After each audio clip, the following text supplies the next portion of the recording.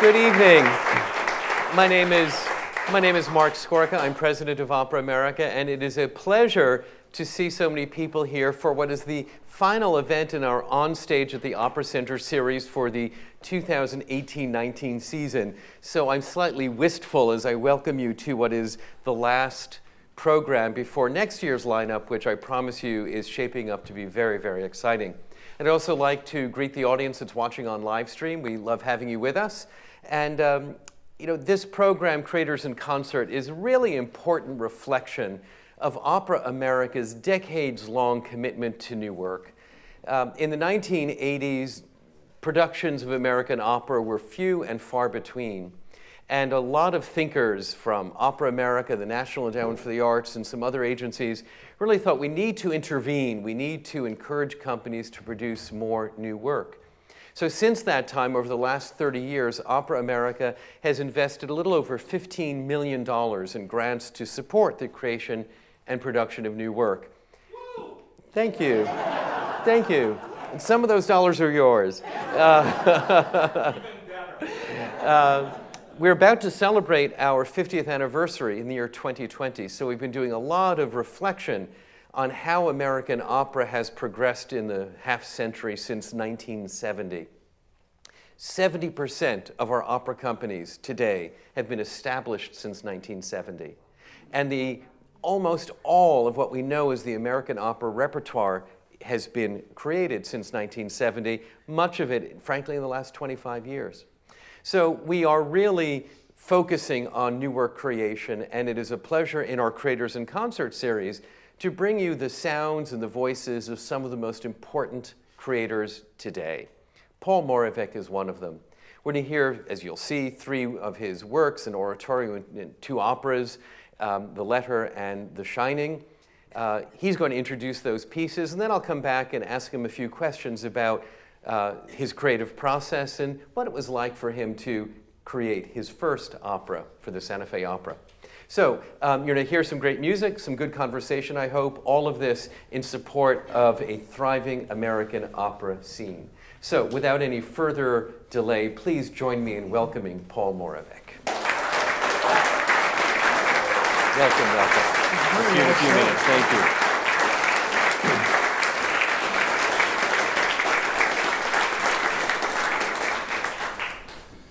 Welcome. You see here on the stage we have a piano and we have a setup for a violinist and a cello. That's because for tonight I've arranged the orchestra parts for a piano trio. I like the idea of having sort of a chamber orchestra and sustaining instruments and so on to give heft and support to the singers. So I'm thrilled and I'm privileged to be working with this fabulous cast and these wonderful, wonderful instrumentalists. We begin with an aria from my first opera, The Letter. It's a musical version of Somerset Maugham's play with a libretto by Terry Teachout, commissioned and premiered by Santa Fe Opera in 2009. You might know Maugham's story in a classic 1940 film adaptation made by the great director William Wyler, starring Bette Davis. The story is set in Malaya in 1928, that is British Malaya, before it became Malaysia. Leslie Crosby shoots Jeff Hammond, who happens to be her neighbor, telling her husband that Jeff had tried to rape her. In fact, Leslie and Jeff were having an affair, and she shot him 6 times in the back, by the way, when he tried to break up with her. But Jeff's Chinese mistress knows what really happened, and she has the evidence, a kind of MacGuffin, in the form of a letter written by Leslie, hence the name of the opera. What you're going to hear tonight is Leslie's principal aria, which comes just before the end of the opera, in which she sings of her guilt and despair. It's a kind of confession addressed to her husband, Robert, who is not actually present in the room. So, please welcome Meredith Lustig as Leslie Crosby and the Opera America Orchestra.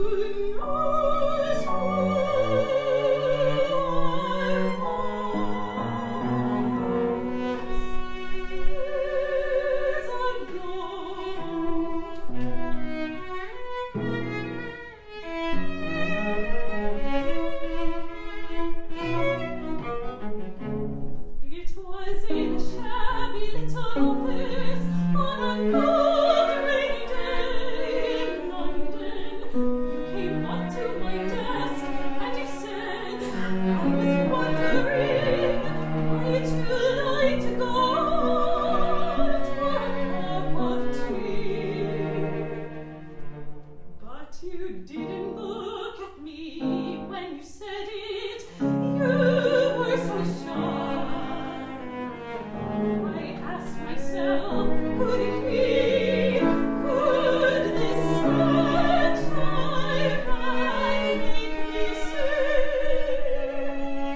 Change my life.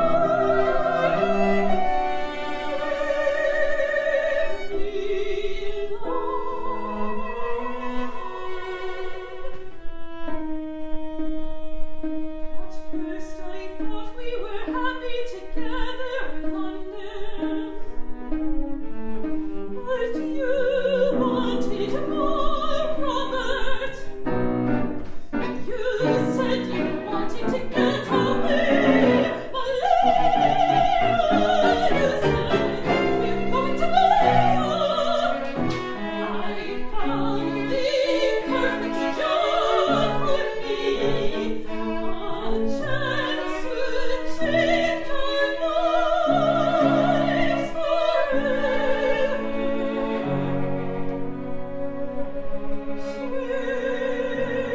Change our lives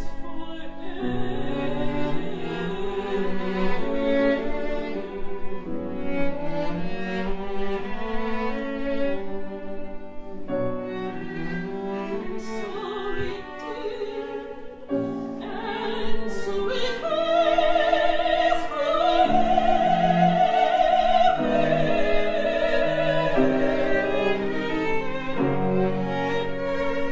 Oh, have I done this terrible thing, Robert?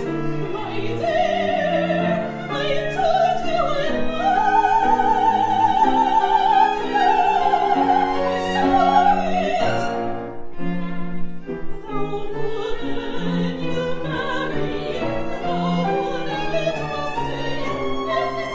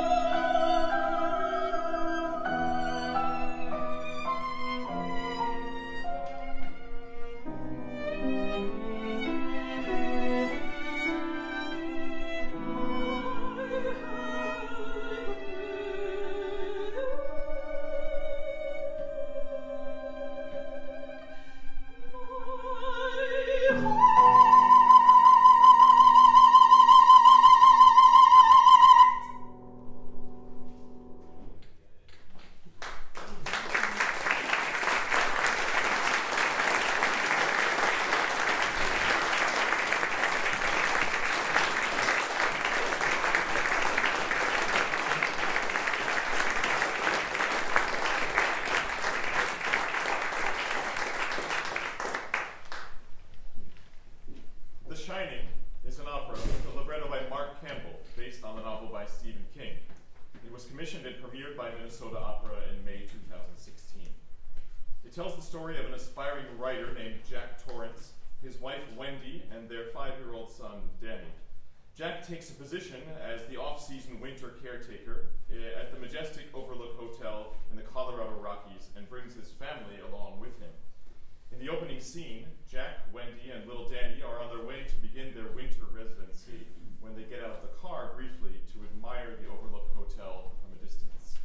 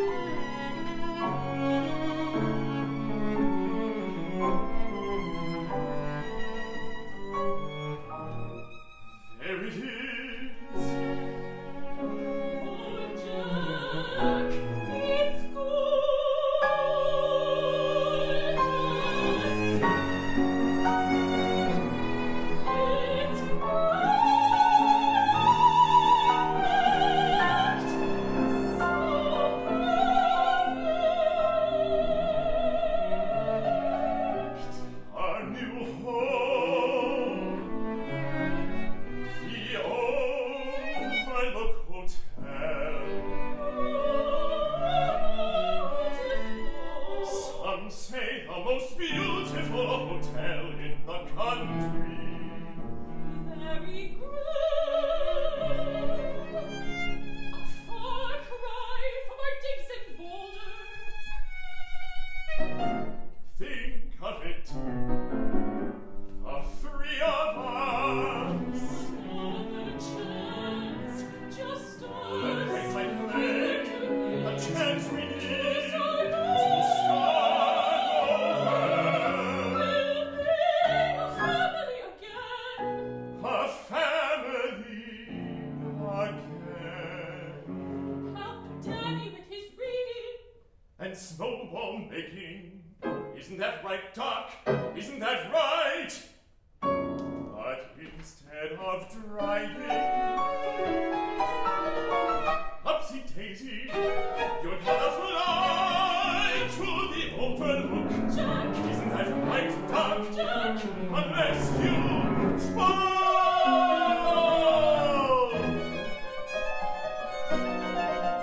Don't be such a killjoy. We're only playing. I know. Oh, Jack, I'm so happy as the day we were married. Only as happy as that.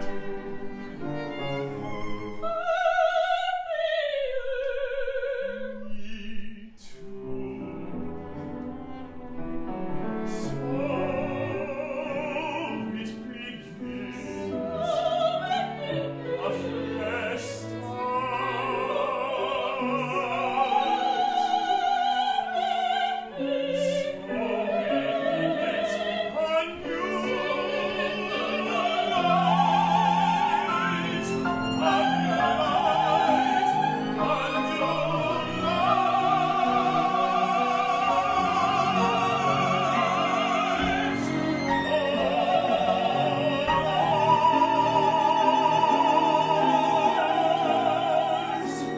So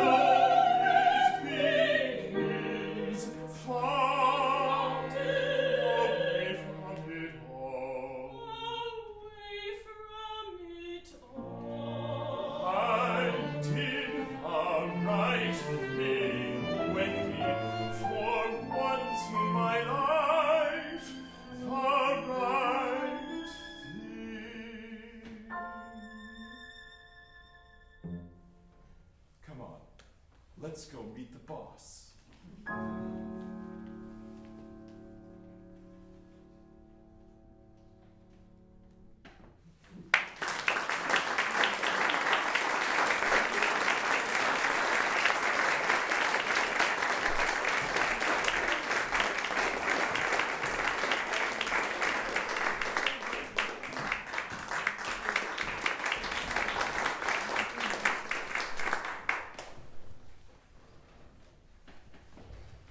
Later that day, as the Torrances are being shown around the overlook, they meet Dick Halloran, the African-American cook at the hotel. Halloran immediately recognizes that he and Danny share supernatural telepathic powers.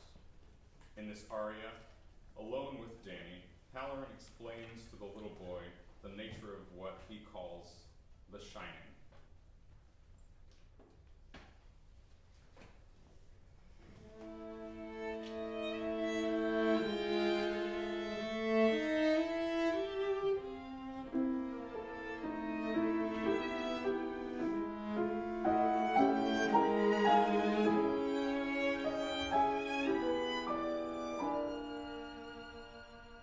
Here we are.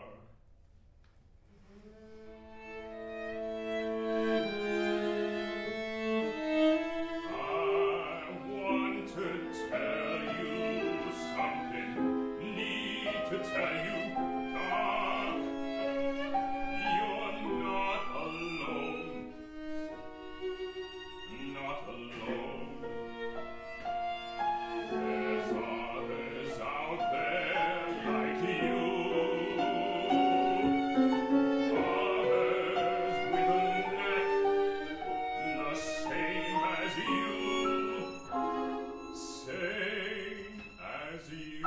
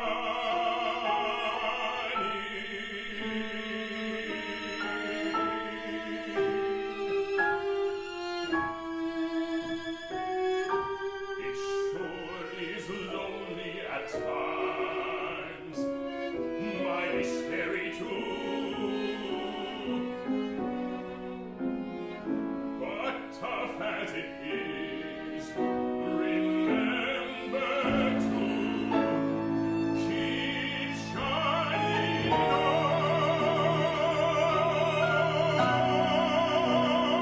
keep shining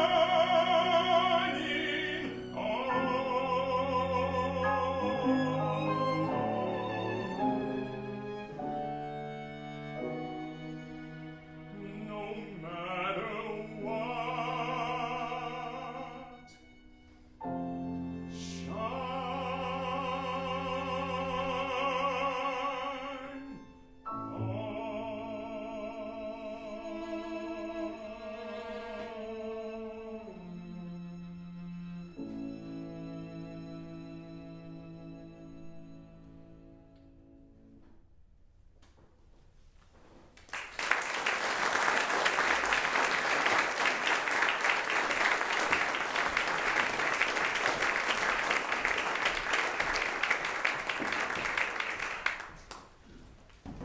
In this scene, the Torrances have already been alone in the hotel for a few weeks. As Jack gets Danny ready for bed, Wendy reflects on the history of their troubled relationship with Jack and her hopes for the future.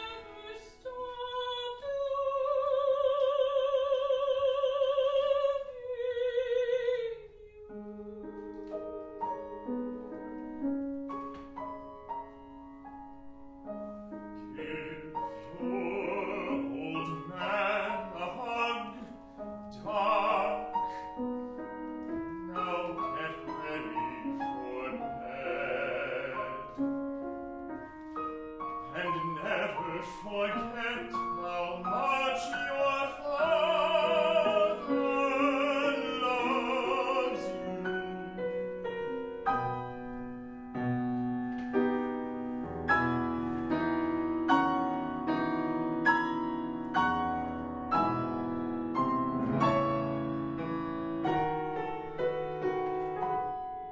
Never forget that song.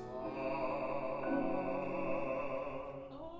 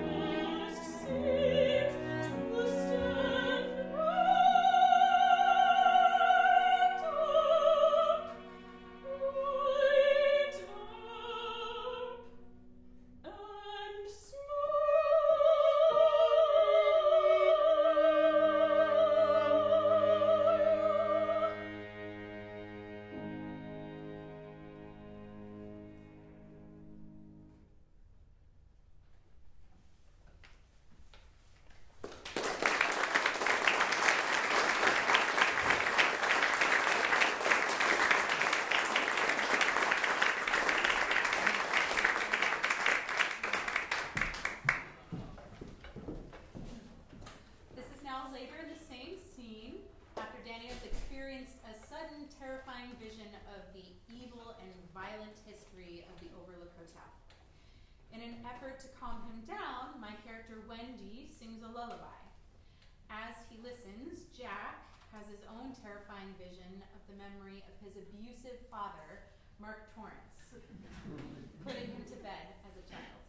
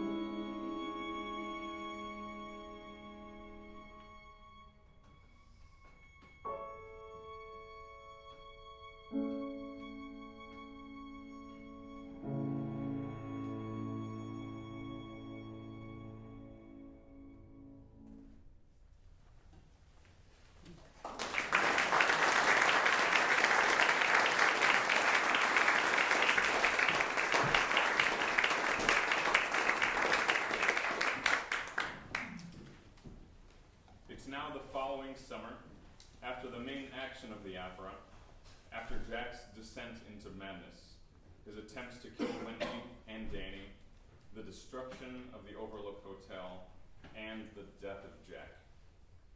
Halloran managed to rescue Wendy and Danny from the hotel and has brought them with him to recuperate in Maine, where he has taken a new chef's position. In the opera's closing moments, Halloran and Danny are fishing. As Wendy looks on, Halloran comforts Danny on the loss of his father. Michael Barrett will be the voice of Danny when he catches a fish and calls for Halloran's assistance.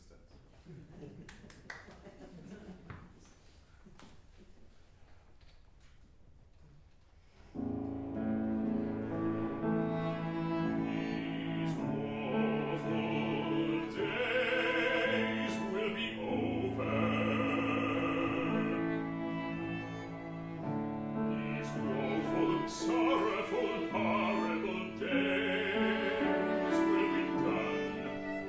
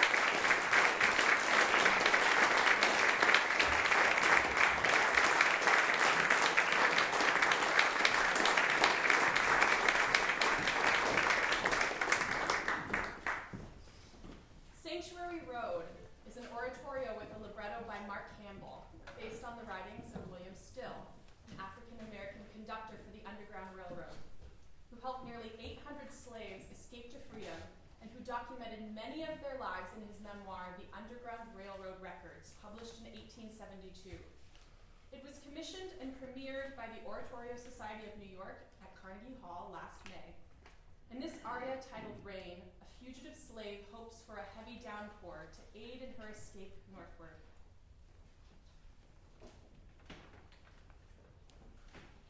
Come down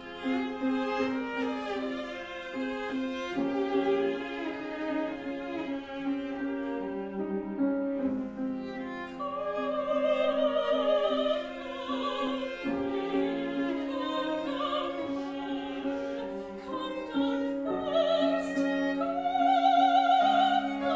roses.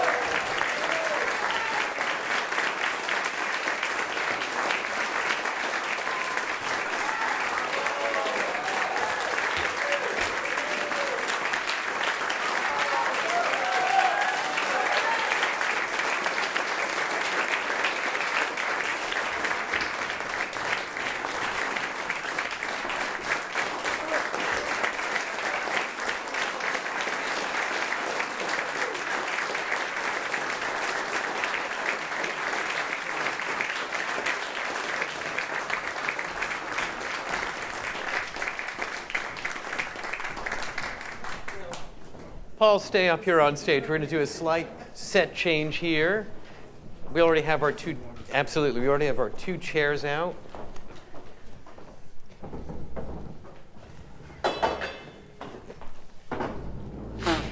Terrific, thank you. This is choreographed. Where are you? There you are, come on over. Well, that was just beautiful, and I confess that I had heard the letter, but I'd never heard The Shining, and it was wonderful to hear several different excerpts from it. Congratulations, and I know it was so successful at Minnesota Opera that they're bringing it back, which is just a terrific evidence of a success of a work when an opera company brings it back just a couple of years later. Well, it's the hardest thing is to get an opera on at all. The second hardest is to have it done again, but for a company to put it more or less in their repertoire, I hope it stays in the repertoire. That's extraordinary. And I think it's going to be in Kansas City as well. Kansas City next April with Gerard Schwartz conducting, who's in the house tonight. This is going to be fantastic. Well, there he is. Again, congratulations. So I have a few questions for you, and I always start out with, who brought you to your first opera? I think I did. Well, actually, yeah.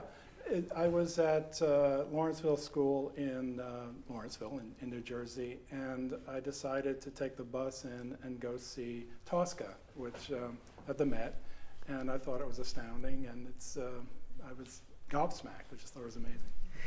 Did you know then that you were going to be a composer or wanted to be a composer? Yeah, I was already a composer, yeah. And did you think, I'm going to create an opera, or was that something that was just not on the radar screen? Wasn't on the radar screen, but that was before Opera America and before this resurgence, this renaissance of opera in America, which is, it's a very different scene now than it was 40, 50 years ago. Absolutely. So. And it's, I sometimes hesitate to call it a renaissance because that would imply rebirth. Well, it's a naissance of opera. Naissance. It's kind of great.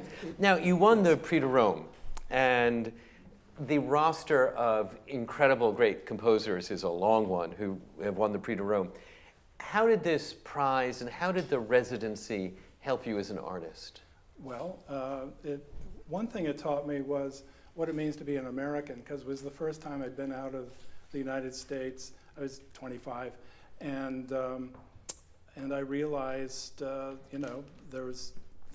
it wasn't so much about Italy, although that was very important, but it was about, who am I? And in contrast, it taught me a lot about my identity, How long did you spend in Rome? A year, yeah. And were you just aware, haunted by, inspired by the roster of great artists who had preceded you in the Prix de Rome? I'm more impressed by the roster of Pulitzer Prize winners preceded me, yes. No, but yeah. Yeah. That's just fabulous. And it's such a gorgeous building, and just to be a part of that. Yeah. Now, The Letter was your first opera, Yeah. commissioned by the Santa Fe Opera. And I'm curious, was it daunting? Here you were a young person who had seen Tosca, and you'd been impressed by that. Was it daunting to face that first blank page of your first opera for the first time? Yes, but it was made easier in that Patricia Rissette was cast early on. So Terry and I already knew who we were writing for, and that's a great gift. That's an amazing help. And we actually sat down with her and asked her what she wanted to do, what made her sound great. What did she like to do? I actually asked her things like, what are your favorite notes? And she told me. It's why not? But that follows in the history of opera is that way. Opera is nothing if not practical. And if it doesn't work, chuck it, get it out. If it does work, keep it. And so you want to know what works. And so so for example, one thing that Pat said was, I like to start out low and go up really fast in this kind of glissando up to a high B. And you heard that in her aria. And that's the climax of the aria. And it's thrilling, it's great effect. But, that was her idea. Also, she gave us the final line of that aria, because we asked her, okay, what is Leslie's situation here in this aria? And she says, I've murdered my heart. And so we made that. We said, wow, it's perfect. You know. So Co-librettist. Exactly, yeah. So. How did the letter come to you as a work that you thought, or someone else thought and suggested, would make a good opera? We were Terry and I, Richard Gaddis commissioned this, and he was so generous, and he was so open-minded, and Brad and everybody. And he said, what do you want this to be about? They didn't give us a subject, so we looked around. We gave a couple of suggestions, which, you know, Richard very politely, very diplomatically said, well, we should move on, you know. And so, but Terry and I wanted to do something in the noir genre, you know. So we looked at Raymond Chandler, we looked at, you know, Dashiell Hammett, we looked at all these stories. And then one day I said, how about Somerset Maugham? And he said, The Letter. That was Terry's idea. He said, let's do The Letter. It's a perfect opera, you know. So. When you started out with your first opera, were there models that you had in mind? You know, I would like to follow in the footsteps of, what models? In The Shining, for example, I used two very specific models for The Shining. That is Wozzeck and Sweeney Todd. And, oh my word. Well, you know, it's scary music, you know. So yeah, I mean, I follow in the footsteps of Barrett and Sondheim, Lord Sondheim. Now, The Shining is such different material from The Letter. Somerset Maugham versus Stephen King. What makes a subject a good subject for an opera in your compositional view? In my view, opera is usually about at least three things: love, death, and power. And by power, I mean who's getting what they want, who isn't getting what they want, what happens in the scene, and we watch the power equation change. You know, and that's a thrilling, dramatic situation. And The Letter and The Shining both have all of those elements on steroids. You know, I mean, they're just incredibly powerful. And in my view, the most difficult thing in beginning an opera, and not just writing an opera, but having an opera on stage, is why are these people singing? What is giving rise to song? What's motivating them? And so it's a strong emotion of some kind. And also in the case of The Shining, it's a horror story. It's a fantasy in a way. It's a dream. It's like a beautiful nightmare, and that helps the composer overcome the artificiality of the operatic conventions, because people are singing at the top of their lungs, you know, with these great. Why not? You know, it's a dream. It's a fantasy. Makes perfect sense, you know. So that's what makes The Shining such a great. I think it's such an appropriate subject. Because it's hard to think about another horror opera. The Shining has to be the only or one of very few, and yet you say turn of the screw, sort of. Sure, yeah. Sure, yeah. And yet the very, in a way, artificiality of singing everything lends itself to this distorted reality. Right. Now, most of your work, or so much of your work, is work that you create alone. Yeah. But an opera is something you create in partnership with a librettist. Right. Yeah. And was that difficult for you as a composer to adjust to being one of two people in the canoe rowing down the river? No, because I've been blessed. I've been lucky. Everybody I've worked with, collaborated with in making vocal works, dramatic works, and so on, have been a joy to work with. And you know, Terry Teachout, Ted Kuzer, I wrote an oratorio with. Mark Campbell, who wrote The Shining, also Sanctuary Road. Mark's here tonight. He's in the back row there. So, yeah. You know, most of what you saw tonight could be called the Mark Campbell Show as well. You know, so yeah. So I've been extremely lucky, and you know, and people like Terry and Mark bring out the best in me, and actually. I think that the collaboration with these people, they give me ideas that I might not otherwise have had. And actually, a great thing about collaboration is when your collaborator pushes back against you and says, I don't think that's going to work. I think that's a bad idea. And, and I go back to the workshop, and I think that it motivates me to come up with something stronger, something more interesting. Well, I was going to ask you a little bit about that process. Yeah. So you get libretto from a composer, From a librettist. from librettist, and do you just set out to create music around that, or do you push back? You said the librettist pushes back you. Sure. And what is that give and take like? How much do you hammer on it together? Well, it can come down to a high note on a short vowel, which doesn't work, or it just sounds wrong. Or, believe it or not, singing "you" really high for a soprano sounds terrible. It just doesn't work. So sometimes it's very specific things like, can you give me a different vowel sound? So very often it's not even about the meaning so much as it is the sonic energy of the whole thing. Just does it work? Are there moments where the musical gesture you've created, the phrase, the melody or the melody fragment, just you need to have fewer words, you need more words to complete absolutely. that, and you would ask, of course. ask for those? Yeah. How does a librettist push back against you? When does a librettist say, I'm not sure it's going to work? All the time. They're relentless. By the way, this brings up the question of workshop too, because this is all part of the same thing. Yeah, please go ahead.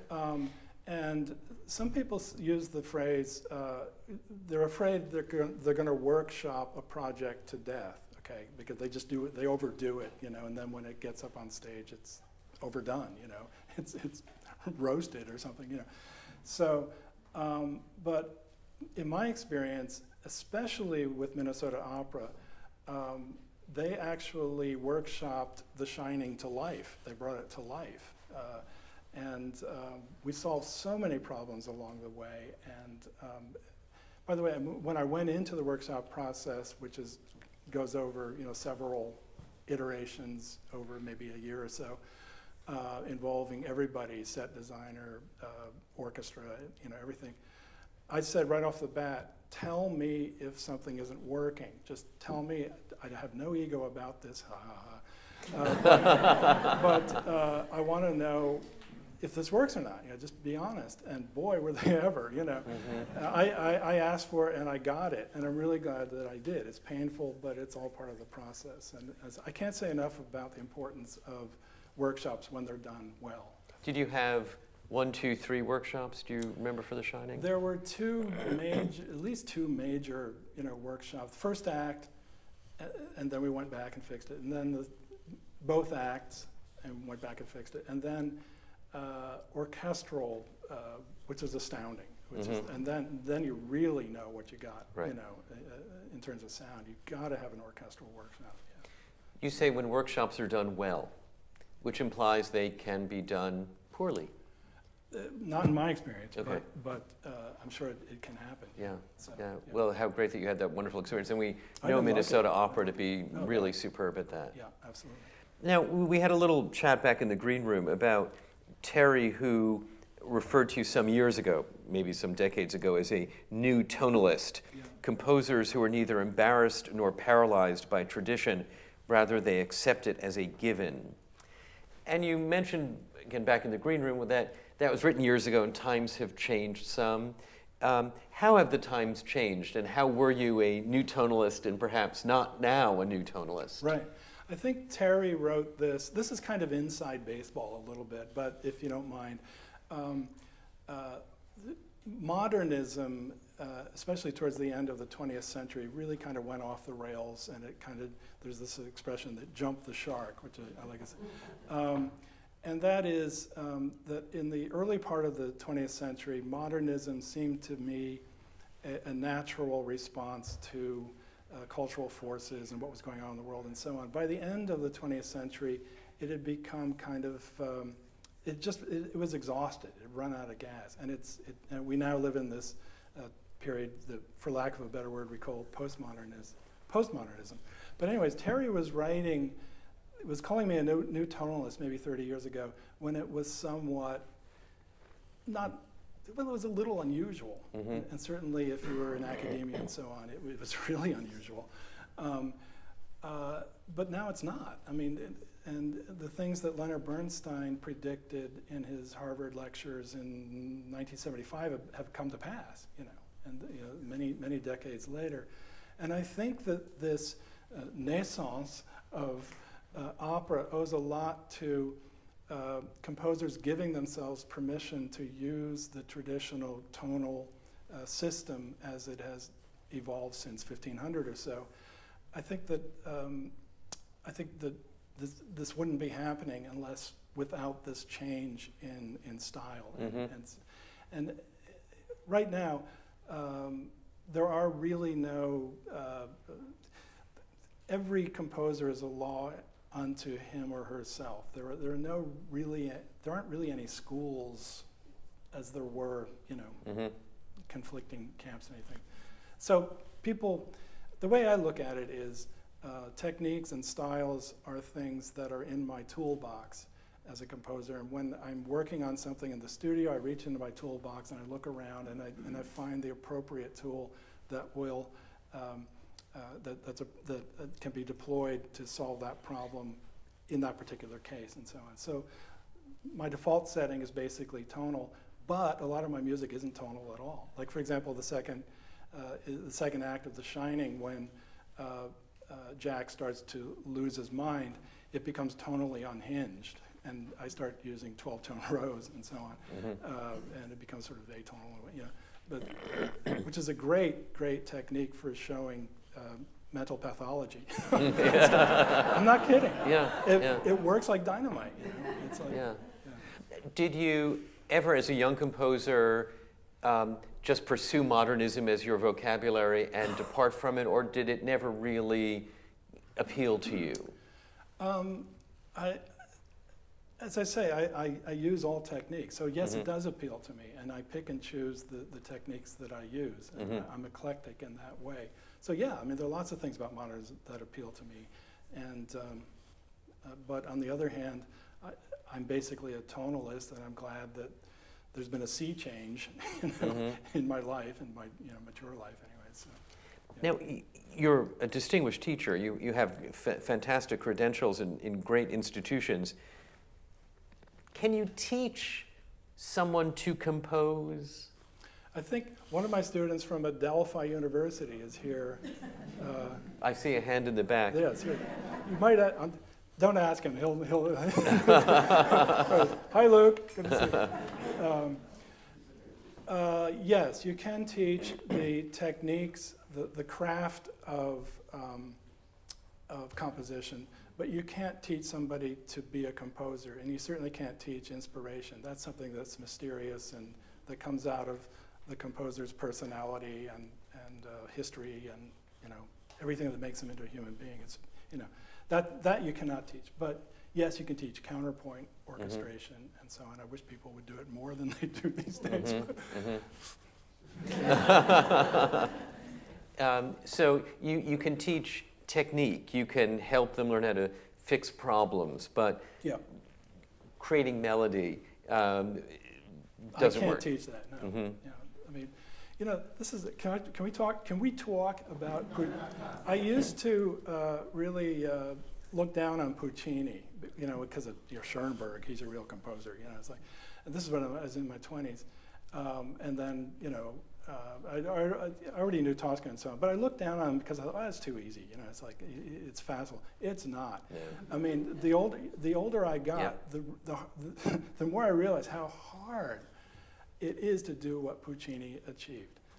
I can't do it. I mean, it's just, and part of it is that it appears simple and natural and just like air. You know, so that's the hardest thing to do. I know so many people, I being one of them, who diminished Puccini's achievement until I actually started lecturing about opera, studying the score, and realizing the genius of his use of fragments of his melodies. And you leave thinking you know the opera because he has made you know the opera in some magical way. Right. He's amazing. It is amazing. What advice do you give your students about a life in composition? Good question.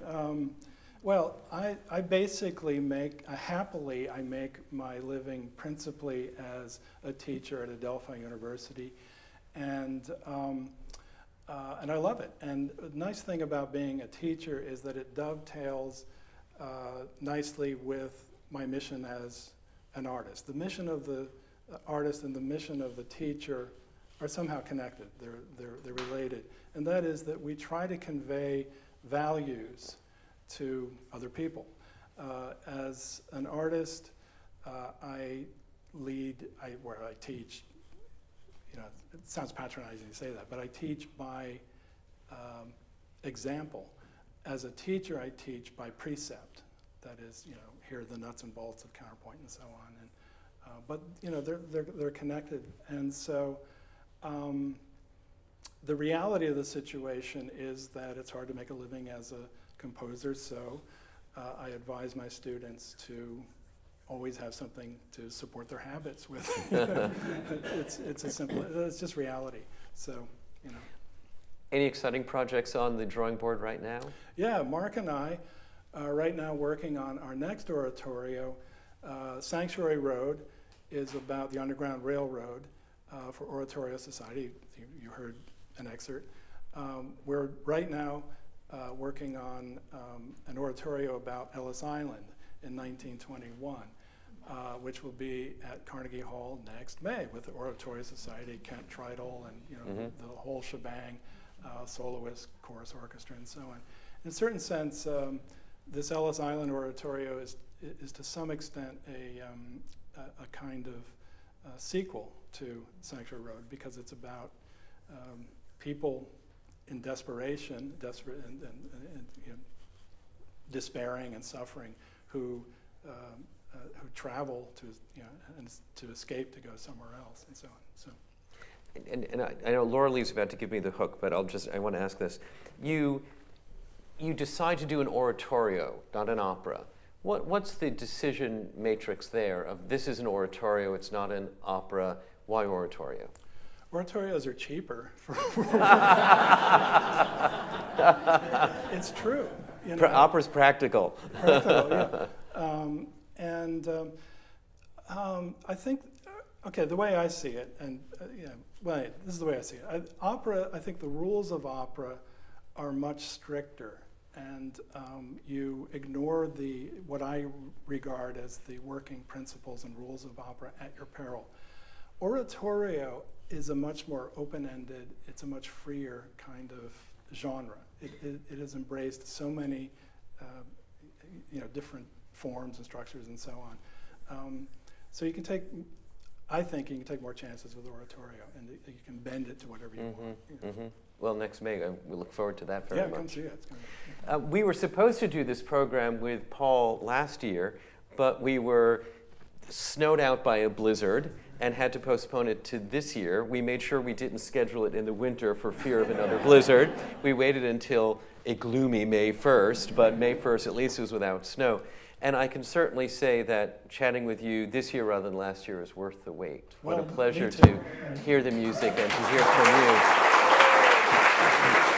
Now,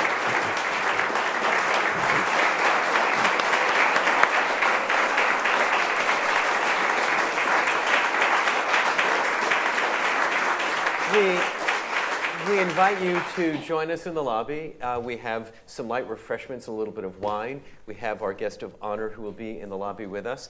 And I invite you to stay tuned for the announcement of our next season with interviews and creators and concerts and some other special treats along the way. Thank you for being with us through the season. And again, Paul, thank you. Thank you. Thanks for coming.